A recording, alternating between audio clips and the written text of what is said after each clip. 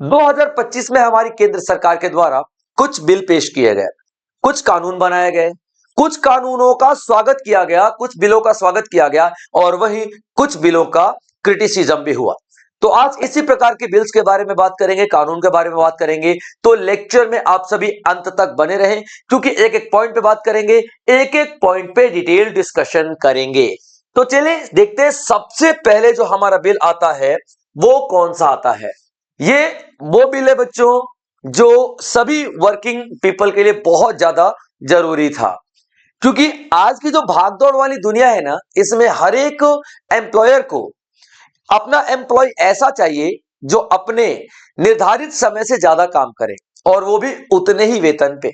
Suppose मेरी salary 8 घंटे के हिसाब से डिसाइड की गई है, लेकिन मैं 10 घंटे 11 घंटे भी काम कर रहा हूं, क्योंकि मेरे एम्प्लॉयर मुझे कह रहे हैं और मुझे ये करवाया जा रहा है। मैं नहीं करना चाहता लेकिन करवाया जा रहा है। अगर ऐसा है तो उसी के खिलाफ ये बिल आया है। देखिए, यह सरकार का मानना है कि जहां पे मैं काम कर रहा हूं, यानी कि वर्किंग प्लेस, यानी कि मेरा एक प्रोफेशनल लाइफ अलग है और मेरा एक पर्सनल लाइफ अलग है। प्रोफेशनल लाइफ मुझे पैसा देता है, मुझे रोजी रोटी देता है, जिसकी वजह से मेरा जीवन चलता है। और मेरा पर्सनल लाइफ वो मुझे मेरा मानसिक संतुलन बनाए रखने के लिए, मेरा मेंटल हेल्थ बनाए रखने के लिए बहुत ज्यादा जरूरी है। तो इसी बात को ध्यान में रखते हुए सरकार ने right to disconnect bill launch किया है। Right to disconnect bill.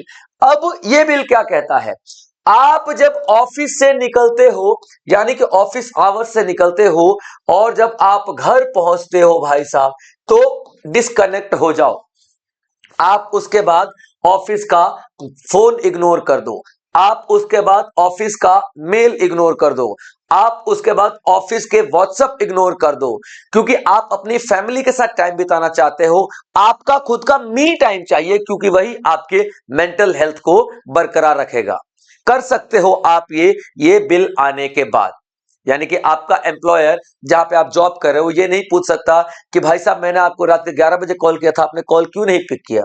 आप कह सकते हो कि सर मेरा टाइम तो शाम के 6 बजे ही खत्म हो जाता है और वो मेरा फैमिली टाइम था। वो आपको कुछ नहीं बोलेगा।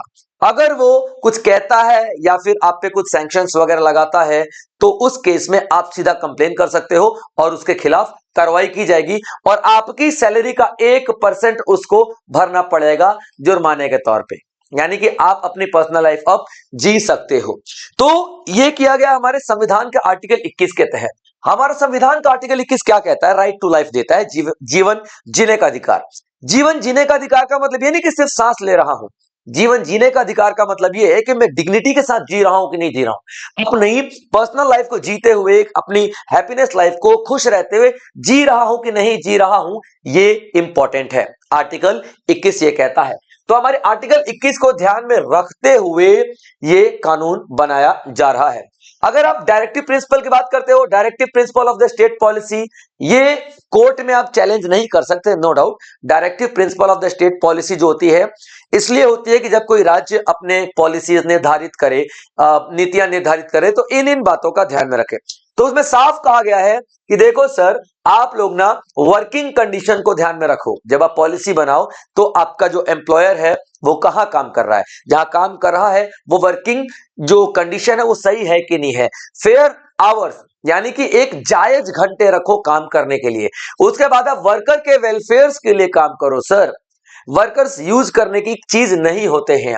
यहां पे आप देखोगे कि बहुत सारी समस्याएं आज की डेट में वर्कर्स फेस कर रहे हैं। ओवर टाइम कर रहे हैं तो उनको सैलरी नहीं मिल रही, और क्या ही करे बेचारे यार।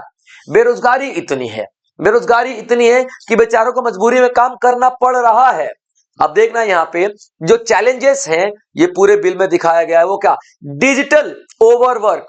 भाई घर में जा रहा बंदा लैपटॉप एक 12 बजे तक लगा हुआ है, 12 बजे तक 1 बजे तक लैपटॉप में लगा हुआ है, वो उसका डिजिटल वर्क का प्रेशर झेल नहीं पा रहा है। ये बहुत सारी ऐसी समस्याएं आ रही थी। तो यहाँ पे लीगल राइट टू डिस्कनेक्ट दिया गया है, हमारे कोर्ट के द्वारा दिया जा रहा है। और अभी ये बिल है, देखते हैं अभी तक कहां तक पास होता है, कानून बनता है कि क्या हो जाता है, उसके बाद देखेंगे जब भी। और अगर कोई नहीं मानता है, यानी कि कोई बॉस काम करवा रहा है और इस नियम का उल्लंघन कर रहा है, अपने एम्प्लॉयज को बार बार टारगेट कर रहा है कि तुम्हें मैंने व्हाट्सएप किया था, रात के 9 बजे क्यों नहीं रिप्लाई किया, तुम्हारी सैलरी काटी जाएगी, ये वो अटरम पटरम, आप नहीं कर सकते हो, वरना आपको 1% पे करना पड़ जाएगा। आपको 1% पे करना पड़ जाएगा, याद रख लेना। आप अगर जॉब बॉस हैं तो मत किया करना ऐसे, 1% आपको पे करना पड़ जाएगा। जो बंदा ऑफिस से घर गया, उसका वर्किंग टाइम खत्म हुआ, उसके बाद आप उसको कुछ भी नहीं कर सकते। ये मामला ज्यादा गर्म तब आया जब नारायण मूर्ति साहब ने एक बयान दिया। ठीक है, नारायण मूर्ति साहब ने एक बयान दिया कि भारतीय युवा को तकरीबन तकरीबन 12-12 घंटे काम करने चाहिए, हफ्ते में 72 घंटे काम करना चाहिए, ऐसा इन्होंने बयान दिया। अरे भाई एक बात था, सुबह उठ के 9 बजे से रात के 9 बजे तक बंदा काम करेगा तो अपने दोस्तों से कब मिलेगा, अपने परिवार वालों से कब मिलेगा, कब वो अपनी पर्सनल जीवन जिएगा। पैसा तो उसने कमा लिया, क्या फायदा उस पैसे का यार। पैसा उसने 12-12 घंटे काम करके कमा लिए और बाद में बीमार हुआ, डॉक्टर को वही सारा पैसा उठा के दे दिया, क्या मतलब है, क्यों 12-12 घंटे काम करने। तो ये मुद्दा ज्यादा गरमाया और लोगों ने काफी ज्यादा इसका खंडन भी किया, विरोध भी किया। और शायद मुझे लगता है कि वही बात सरकार को समझ में आई कि नहीं भाई, ये नहीं होना चाहिए। जब वर्किंग आवर्स खत्म तो व्यक्ति का, उस एम्प्लॉय का पर्सनल टाइम शुरू हो जाता है, राइट टू लाइफ आर्टिकल 21 के अंडर में। ठीक है बच्चों, चलिए दूसरा एक बिल आता है शांति बिल। ये तो राइट टू डिस्कनेक्ट था, एक शांति बिल। शांति बिल आप देखोगे न्यूक्लियर एनर्जी को लेकर के है, न्यूक्लियर एनर्जी को लेकर के है। अभी न्यूक्लियर एनर्जी पहले क्या होता था, इस बिल के पहले क्या होता था, न्यूक्लियर एनर्जी सिर्फ और सिर्फ सरकारी डिपार्टमेंट के पास रहता था, सिर्फ सरकारी कंपनियां ही इन्वेस्टमेंट कर सकती थी, सिर्फ सरकारी कंपनियां ही चला सकती थी न्यूक्लियर पावर प्लांट्स वगैरह। लेकिन जो ये शांति बिल आया है, इसके अंडर में प्रावधान दिए गए हैं कि नहीं, अब प्राइवेट कंपनियां भी इन्वेस्टमेंट कर सकती हैं, फॉरेन कंपनियां भी इन्वेस्टमेंट कर सकती हैं, एफडीआई भी आ सकता है एटॉमिक क्षेत्र के अंदर में, क्योंकि भारत के ऊपर क्लीन एनर्जी बनाने का बहुत ज्यादा प्रेशर है। कार्बन एमिशन जिस तरीके से बढ़ रहा है और जिस तरीके से पॉल्यूशन बढ़ रहा है, जिस तरीके से दिल्ली जैसे शहर दुनिया के नंबर 1 पॉल्यूटेड सिटी बन चुके हैं, हमें पॉल्यूशन को ध्यान में रखते हुए यूरेनियम का, थोरियम का इस्तेमाल करके बिजली बनानी है ताकि पॉल्यूशन को कंट्रोल किया जा सके, पॉल्यूशन कम बढ़े। अब उसके लिए प्राइवेट सेक्टर्स का इन्वेस्टमेंट जरूरी था। अब सरकार कितना इन्वेस्टमेंट करेगी भाई बिजली बिजली बनाने में, यूरेनियम से, थोरियम से, कितना। तो यहां पे प्राइवेट सेक्टर्स का आना जरूरी था ताकि भारत अपना टारगेट पूरा कर सके, क्योंकि भारत 2047 तक विकसित भारत बनना चाहता है, 2070 तक जीरो एमिशन लाना चाहता है भारत में, यानी कार्बन का एमिशन जो होगा, कार्बन का उत्सर्जन जो होगा भारत में 0% का होगा। वो यहां पर लेकर के आने के लिए डेफिनेटली प्राइवेट सेक्टर की इन्वॉल्वमेंट जरूरी होगी। तो आप देखेंगे यहाँ पे जो शांति बिल लेकर के आ गया, शांति का मतलब क्या होता है, एज फॉर सस्टेनेबल। एक एक शब्द का मतलब बता देता हूं। एज फॉर सस्टेनेबल, सस्टेनेबल का मतलब जो लगातार चलने वाली, यानी हम अपनी जनरेशन के लिए तो कर ही रहे हैं, न्यूक्लियर एनर्जी बना ही रहे हैं, आने वाले जनरेशन के लिए भी हम लोग बहुत अच्छा रिसोर्स छोड़ें, ये सस्टेनेबल। हार्नेसिंग मतलब अच्छे से इस्तेमाल करना, एडवांसमेंट मतलब टेक्नोलॉजी को बढ़िया तरीके से डेवलप करना, किस फील्ड में, न्यूक्लियर एनर्जी के फील्ड में। क्यों, क्योंकि हमारा जो इंडिया ट्रांसफॉर्म हो रहा है, यानी बदल रहा है इंडिया, उसकी जरूरतों को पूरा किया जा सके। तो शांति का मतलब क्या होता है, SHANTI, sustainable harnessing advancement nuclear energy transforming India, Shanti act 2025। समझ में आप लोगों को। देखिए ये एक्ट लेकर के आया गया, जैसे कि मैंने आपको बता दिया है कि अब इसमें से प्राइवेट सेक्टर भी क्या होगा, प्राइवेट सेक्टर भी इसमें अब इन्वेस्टमेंट कर सकता है। ये पुराने 2 एक्ट थे, उनको बदला गया, उनमें चेंजेस किए गए हैं। पहला एटॉमिक एनर्जी एक्ट 1962, इसको हटाया गया है, और न्यूक्लियर लायबिलिटी एक्ट 2010, इसको हटाया गया है।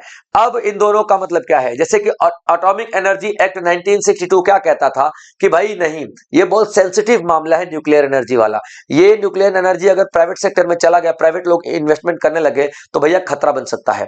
तो यहां पे एटॉमिक एनर्जी 1962 को हटा दिया गया है, यानी सरकारी क्षेत्र में सरकारी जो अभी तक डिपार्टमेंट ही इन्वेस्टमेंट कर पाता था, अब प्राइवेट इन्वेस्टमेंट भी होगी इसमें, एफडीआई भी होगी इसमें, यानी फॉरेन डायरेक्ट इन्वेस्टमेंट भी आएगा, ये तो इसको हटा दिया गया है। दूसरा nuclear liability act, nuclear liability act का मतलब ये है, ये वो एक्ट है जो ये बताता था कि अगर कोई एक्सीडेंट हो गया, भाई यूरेनियम है, जरा तिल्ली लग गई या कुछ ब्लास्ट हो गया, जरा सा लीक हो गया तो भाई पूरा एरिया तबाह हो जाएगा। तो यहाँ पे क्या बोला जा रहा है, जो आपका लाइबिलिटी एक्ट है, न्यूक्लियर लाइबिलिटी एक्ट 2010 है, ये जिम्मेदारी देता था कि अगर एक्सीडेंट हो गया तो कौन जिम्मेदार होगा।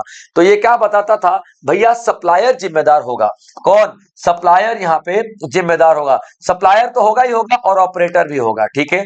तो सप्लायर अगर जिम्मेदार होगा तो सप्लायर सप्लाई ही नहीं करते थे, इन्वेस्टमेंट ही करने से चूकेंगे। भाई मेरे को लगे कि यार अगर मैं सप्लायर हूं यूरेनियम का तो डेफिनेटली यार मैं क्यों इन्वेस्टमेंट करूंगा, इन्वेस्टमेंट नहीं करूंगा। अगर मेरे पे सरकार बोलेगी तुम पे भी खतरा भाई, एक्सीडेंट होगा तो तुम भी घसीटे जाओगे, तो यहाँ पे क्या होगा, नहीं नहीं भाई ठीक है, ये मैं इन्वेस्टमेंट करने से डरूंगा यहाँ पे। तो आप देखना, लेकिन इन दोनों को हटा करके क्या, इंडियन प्राइवेट कंपनीज को अलाउ कर दिया गया है, जॉइंट वेंचर्स को अलाउ कर दिया गया है, यानी कि सरकारी और प्राइवेट दोनों मिलकर के एक साथ काम कर सकते हैं।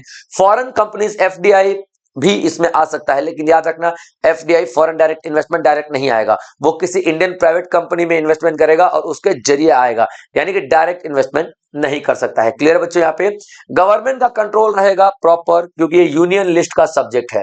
होता है ना स्टेट लिस्ट, यूनियन लिस्ट और कॉन्करेंट लिस्ट। स्टेट लिस्ट पे सिर्फ स्टेट लिस्ट सिर्फ राज्य सरकारें कानून बनाती हैं, यूनियन लिस्ट पे केंद्र सरकारें कानून बनाती हैं, और वहीं जो कॉन्करेंट होता है दोनों मिलकर कानून बनाती हैं। तो ये यूनियन लिस्ट का सब्जेक्ट है, तो डेफिनेटली मेन कंट्रोल किसका रहेगा, यूनियन का रहेगा, यानी कि केंद्र सरकार का रहेगा। ठीक है बच्चों, चलिए अब देख लेते हैं लायबिलिटी फ्रेमवर्क क्या बनाया गया है। इंसिडेंट कैप रिमेन्स 300 एसडीआर, ठीक है। अगर मान लीजिए कुछ ऐसा घटना वगैरह कुछ ऐसा हो जाता है ना, तो 300 मिलियन एसडीआर का मतलब क्या होता है, स्पेशल ड्राइंग राइट। ठीक है बच्चों, special drawing right, special drawing right, drawing right, ये क्या है, स्पेशल ड्राइंग राइट। ये आईएमएफ की करेंसी है, बहुत सारी करेंसीज को मिला करके एक करेंसी बनाई गई है। Clear point? तो ये कितना रखा गया, इंसिडेंट कैप रिमेन्स, यानी कि अगर एक्सीडेंट वगैरह हो गया है मान लीजिए तो कितना, 300 million special drawing right maximum जाएगा पेनल्टी के तौर पे। ठीक है। Operator liability linked to reactor size, operator जो ऑपरेट कर रहा है, यानी कि जो यूरेनियम का इस्तेमाल कर रहा है मशीन के ऊपर, वो उसको कितना भरेगा, उसकी कितनी पेनल्टी होगी, तो न्यूक्लियर रिएक्टर के साइज के हिसाब से होगी। यहाँ यानी कि न्यूक्लियर रिएक्टर साइज यानी न्यूक्लियर मशीन जो है बहुत बड़ी है, साइज बहुत बड़ा है, तो 100 करोड़ से लेकर के 3000 करोड़ तक का आप देखोगे यहाँ पे पेनल्टी लगाया जा सकता है। गवर्नमेंट बियर्स रेजिडुअल लायबिलिटी, यानी कि जो एडिशनल, जैसे मान लो कि 3000 करोड़ से ऊपर का कोई अगर ऐसा नुकसान हो जाता है तो सरकार भरेगी। Supplier liability only if contractual और इंटरनेशनल फॉल्ट, यानी कि सप्लायर को बिल्कुल हटा दिया गया है। सप्लायर जो दे रहा है यूरेनियम, दे रहा है थोरियम या एटॉमिक जो चीजें दे रहा है ना, एलिमेंट्स, तो वो तभी लायबल है एक्सीडेंट वगैरह के मामले में, जबकि कॉन्ट्रैक्ट में लिखा हुआ है कि हाँ भैया मैं लायबल रहूंगा, तो ही होगा, अदरवाइज लायबिलिटी उसकी नहीं रहेगी। रेगुलेशंस एंड एनफोर्समेंट की बात कर लेते हैं। रेगुलेट कौन करता है, AERB, AERB atomic energy regulatory board, जिसको 1983 में बनाया गया था ताकि एटॉमिक एनर्जीज को रेगुलेट किया जा सके। ठीक है बच्चों, याद रखिएगा। अब ये आप देखोगे कि ग्रेडेड मॉनिटरी पेनल्टीज 1 करोड़ का यहाँ पे पेनल्टी लगाई गई है अगर कोई फॉल्ट हो जाता है, तो कोई इसके नियम कानून को तोड़ता है। एईआर भी बहुत सारे नियम कानून तोड़ेगा, जैसे कि आरबीआई बैंकिंग सिस्टम के लिए कानून बनाता है, उसी तरीके से एईआरबी एटॉमिक एनर्जी सेक्टर के लिए कानून बनाता है। कोई भी तोड़ता है तो 1 करोड़ तक का आपको पेनल्टी दिया जाएगा। डिस्प्यूट अगर मान लीजिए हो गया, यानी कि झगड़े हो गए, जैसे मान लीजिए स्टेट गवर्नमेंट और कोई न्यूक्लियर जो बनाने वाला, जो बिजली बनाने वाला, उसके बीच में डिस्प्यूट चल रहा है, तो डिस्प्यूट के लिए आप देखोगे रेगुलेटर हो गया, फिर ट्रिब्यूनल बनाए गए हैं, कोर्ट बनाए गए हैं। अगर वहां से भी मामला नहीं सुलझता है तो सुप्रीम कोर्ट में मामला चला जाएगा। क्लियर पॉइंट यहाँ पे याद रखिएगा। तो ये शांति बिल है, न्यू इंडिया न्यूक्लियर एनर्जी 2025 की हम बात कर रहे हैं। ठीक है बच्चों, चलिए आगे देख लेते हैं। आगे क्या है, विकसित भारत शिक्षा अभिष्ठान बिल। अभी देखिए इसमें क्या कहा गया है कि विकसित भारत, भारत जो हमारा विकसित हो रहा है, यानी कि 2047 तक हमने एक लक्ष्य रखा हुआ है, इसके लिए एक बिल बनाया गया है। देखिए क्या है हमारे पास, आप देखना कि जो शिक्षा है वो यूनियन लिस्ट में आता है और 66 एंट्री है यूनियन लिस्ट की शिक्षा। अभी क्या होता था हमारे भारत में, एक पुराना सिस्टम चल रहा था कि जैसे देखिए कि अलग अलग एजुकेशन जो बोर्ड होता है उसके लिए अलग एजुकेशन जो बोर्ड था उसके लिए अलग अलग अथॉरिटी रहती है। जैसे कि यूजीसी है, यूजीसी है ये यूनिवर्सिटी की बात करेगा, है ना, यूनिवर्सिटी कॉलेजेस की बात करेगा। ठीक है, एआईसीटीई है वो किसकी बात करेगा, टेक्निकल नॉलेज की बात करेगा, इस तरीके से। और जो हमारा स्कूली शिक्षा है, ठीक है, तो जैसे सीबीएसई वगैरह सब कुछ करते रहते हैं। खैर सीबीएसई तो सिलेबस, हाँ सीबीएसई बोर्ड वगैरह है, ठीक है, जैसे स्टेट बोर्ड्स वगैरह सब कुछ रेगुलेशन होता रहता है। तो आप यहाँ पे देखोगे कि अब कोई यूजीसी नहीं रहेगा, कोई टेक्निकल डिपार्टमेंट, टेक्निकल एजुकेशन के लिए अलग बोर्ड नहीं रहेगा। ठीक है, सिर्फ एक ही बोर्ड बनाया जाएगा, चाहे कॉलेज का एजुकेशन हो, चाहे स्कूल का एजुकेशन हो, ठीक है, चाहे वो स्कूल का एजुकेशन हो, चाहे वो कॉलेज का एजुकेशन हो, चाहे वो टेक्निकल हो, सबका एक ही रेगुलेटरी बोर्ड होगा, याद रख लेना। उसके लिए क्या बनाया गया है, ठीक है, विकसित भारत शिक्षा अधिष्ठान बिल 2025, क्लियर पॉइंट।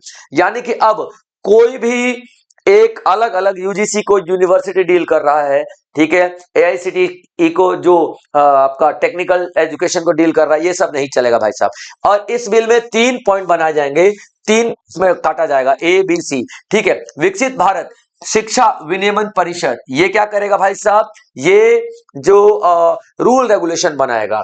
दूसरा आप देखोगे, ठीक है, मानक परिषद ये हमारे जो स्कूल कॉलेजेस हैं उनका स्टैंडर्ड सेट करेगा, क्लियर पॉइंट यहाँ पे याद रखना। और उसके बाद विकसित भारत शिक्षा गुणवत्ता परिषद ये गुण चेक करेगा, किताबों के सिलेबस कैसा है, क्वालिटी कैसी है, सही सिलेबस जा रहा है कि नहीं जा रहा है, टीचर्स जो है स्कूल में, यूनिवर्सिटी में, टेक्निकल जो कॉलेजेस है उनमें सही शिक्षक है कि नहीं है।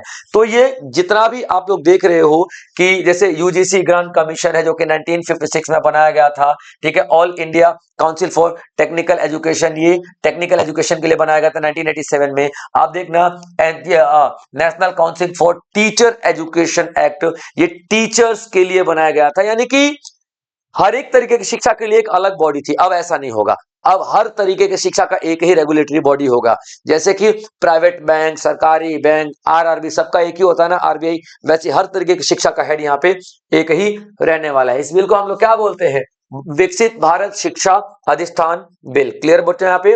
चलिए, विकसित Bharat guaranteed for Rozgar and आजीविका मिशन ग्रामीण एक्ट, ये जो एक्ट है इसको हम जी राम जी के नाम से भी आज की डेट में जानते हैं, जी राम जी, जी राम जी।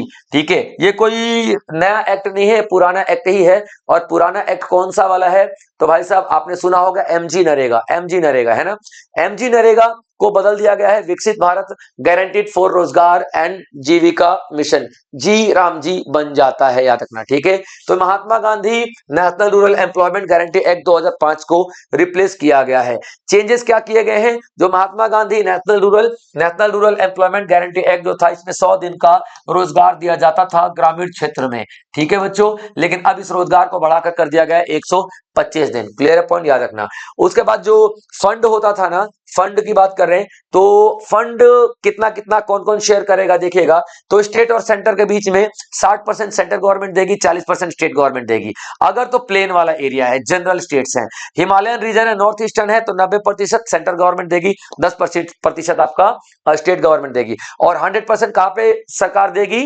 तो 100% जो आपका ये यूनियन टेरिटरीज है वहां पे आपको 100% सिर्फ और सिर्फ केंद्र सरकार पे करेगी। ये ओवरऑल आप यहाँ पे देख सकते हो, ये सारे कुछ चेंजेस हैं, बाकी ये बिल आपका एमजी नरेगा ही है। एमजी नरेगा कब लेकर के आया गया था, तो 2005 में लेकर के आया गया था। इसमें पहले नरेगा था, national rural employment guarantee act 2005, 2009 में इसमें महात्मा गांधी जोड़ करके एमजी नरेगा कर दिया गया था। ठीक है बच्चों, याद रखिएगा।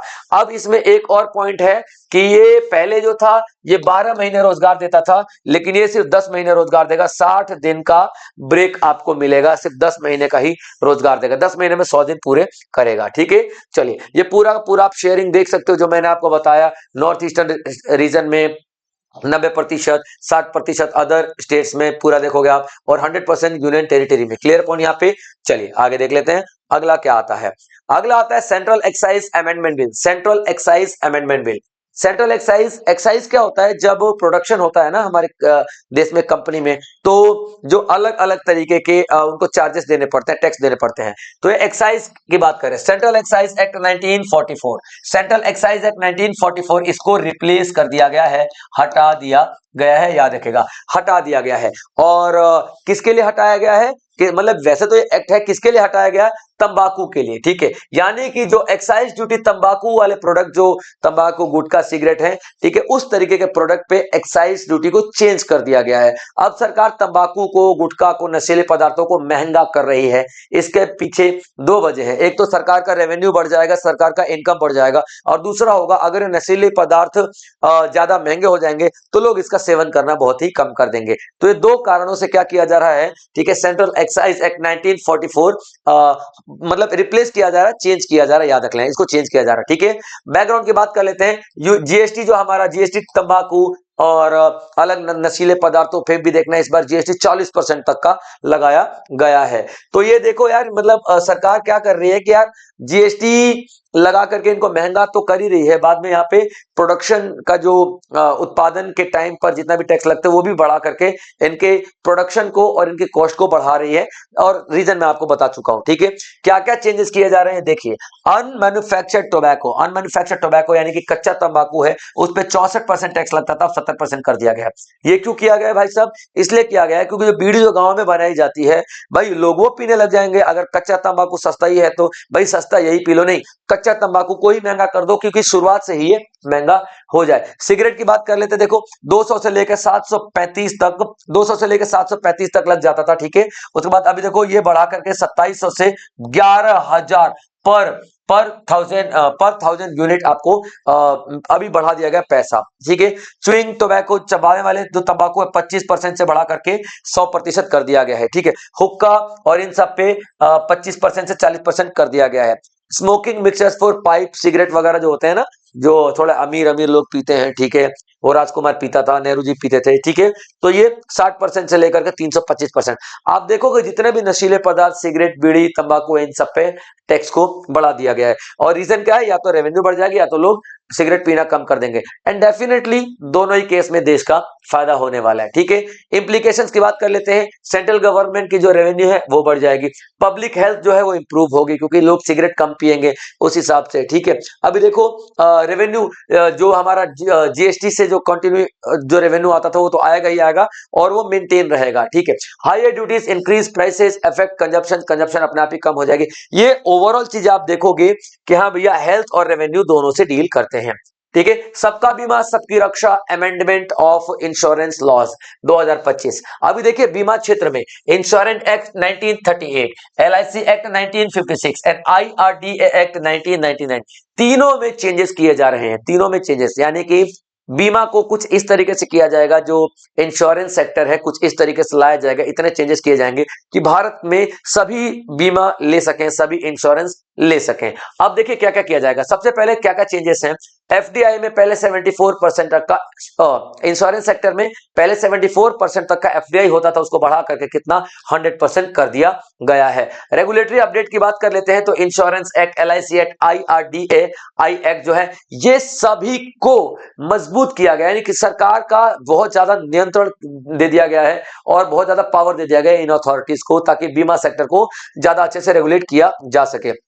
आप देखना, reinsurance boost, net own fund cut off from 5,000 crore to 1,000 crore to deepen domestic market. अभी देखिए यहाँ पे क्या हो रहा है, ठीक है, कि जो इन्वेस्टमेंट का जो, जब आप कोई कंपनी वगैरह स्टार्ट करते हो ना, तो आपको 5,000 करोड़ की जरूरत पड़ती है, तो यहाँ पे उसको घटा करके 1,000 करोड़ कर दिया गया, ताकि ज्यादा से ज्यादा लोग इन्वेस्टमेंट हो और इंश्योरेंस का जो मार्केट बढ़े। देखो पॉलिसी होल्डर की प्रोटेक्शन का ध्यान में रखा गया है। जो मैं इंश्योरेंस कंपनी से इंश्योरेंस ले रहा हूं तो मेरी प्रोटेक्शन का ध्यान रखा गया है कि यानी मैं प्रीमियम भर रहा हूं लाइफ इंश्योरेंस का, तो रूल रेगुलेशन इतने इजी कर दिए गए हैं आईआरडीएआई के जरिए कि मैं वो बीमा लेते टाइम इजीली अप्लाई कर सकूं, बीमा इजीली मिल जाए मुझे, और उसका क्लेम करने में मुझे दिक्कत नहीं आनी चाहिए। ये सब कुछ आप लोग देखोगे कि बीमा सेक्टर के साथ रूल्स अपनाए गए हैं। आमतौर पर देखना है सारे के सारों में जहां पे चेंजेस किए गए हैं, ठीक है बच्चों। तो सबका बीमा सबकी रक्षा, ये एक इंपॉर्टेंट पॉइंट है। सबसे इंपॉर्टेंट बात क्या है, यहाँ पे 100% एफडीआई को अलाउ किया गया है। ठीक है बच्चों, security market code 2025, security market code 2025। अब देखो ये तो कोड है, ठीक है। सेबी एक्ट आया था 1992 की बात कर रहे हैं, सेबी एक्ट। अभी देखिए सेबी यानी कि stock exchange board of India, ये आया था आपका 1992 में। तो जहां पर भी हम लोग स्टॉक एक्सचेंज की बात करते हैं, सिक्योरिटी मार्केट की बात करते हैं, इसका मतलब ये क्या आ जाता है भाई साहब, शेयर्स एंड डिवेंचर्स की बात आ जाती है, सिक्योरिटी मार्केट की बात आ जाती है। ठीक है, तो इसमें भी कुछ चेंजेस किए गए हैं। ठीक है, और चेंजेस आप देख सकते हो कि जो यहाँ पे देखो कि ease of doing business, ease of doing business का मतलब अगर आप यार मैं बिजनेस ही तो कर रहा हूं, शेयर्स खरीद रहा हूं तो, है ना, स्टॉक में, तो उसको थोड़ा इजी किया गया है। ठीक है, उसके बाद रिड्यूस कॉम्प्लायंसेस, ठीक है, ग्लोबल कैपिटल, मतलब यहाँ पे बहुत सारे ऐसे चेंजेस किए गए जैसे सिक्योरिटी मार्केट में अगर आप एंट्री लेना चाहो तो आप इजीली एंट्री ले सकते हो। अब देखो क्या क्या किया गया है, देखिए मॉडर्नाइज रेगुलेशंस, ठीक है, जो पुराना जो चल रहा था 1992 से भाई साहब कितना, अभी देख लो 8 साल ये हो गया, 25 साल ये हो गया, कितना 33 साल हो गए पुराने रूल रेगुलेशन को चलते हुए। उन सारे रूल रेगुलेशन को चेंज करके डिजिटल मार्केट, कॉम्प्लेक्स प्रोडक्ट को इजी प्रोडक्ट बनाया जा रहा है। और बहुत ज्यादा रूल रेगुलेशन ऐसे किए जा रहे हैं जो कि कस्टमर फ्रेंडली हैं। सेबी को थोड़ी मजबूती दी जा रही है क्योंकि रूल रेगुलेशन यही बनाता है, इसको ज्यादा पावर रहेगी तो डेफिनेटली ये अच्छे रूल रेगुलेशन बनाएगा। ठीक है, तो expends the board mandate the conflict of interest disclosures and increase oversight, यानी कि इसको इतनी पावर दी जा रही है कि ये जो थोड़ी बहुत कमियां थी मेंटेन करने में, मैनेज करने में, वो सबको पूरा कर सकता है। इन्वेस्टर्स का प्रोटेक्शन का ध्यान में रखा गया, ईज ऑफ डूइंग का ध्यान में रखा गया है। ठीक है, प्रमोट इनोवेशन का ध्यान में रखा गया। इनोवेशन का मतलब क्या होता है, नवाचार, यानी कि नवाचार यानी कि नई नई टेक्नोलॉजीज को ढूंढना, न्यू टेक्नोलॉजीज को ढूंढना। क्लियर पॉइंट यहाँ पे याद रखिएगा।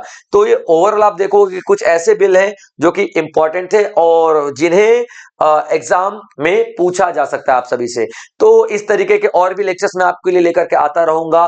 तो अगर आप इस प्लेटफॉर्म पे नए हैं तो चैनल को सब्सक्राइब करना बिल्कुल ना भूलें दोस्तों, और भी बेहतरीन लेक्चर्स आपके लिए आते रहेंगे। जय हिंद।